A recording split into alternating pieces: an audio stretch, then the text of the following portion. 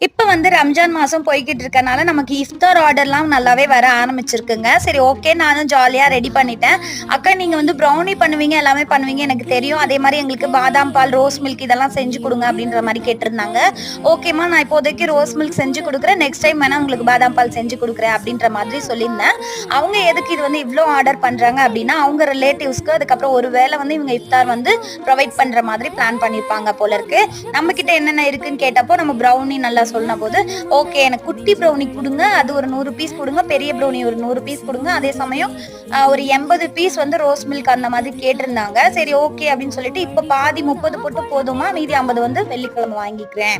அப்படின்ற மாதிரி கேட்டிருந்தாங்க. அது இல்லாம 2, 3 கஸ்டமர் வந்து இஃப்தாருக்காக வெள்ளிக்கிழமை, வியாழக்கிழமை ஏன்னா இந்த 30 நாளுமே வந்து அவங்க நோன்பு இருப்பாங்க. அப்பயுமே இஃப்தார் ஈவினிங்க்கு வந்துட்டே தான் இருக்கும் இல்லைங்களா? ஸோ அவங்கவங்க அப்படியே சாப்பிட்டு பார்த்துட்டு நம்மகிட்ட ஆர்டர் வந்துகிட்டே தான் இருக்கு. ப்ரீ புக் ஆயிட்டே தாங்க இருக்கு. நீங்களும் இந்த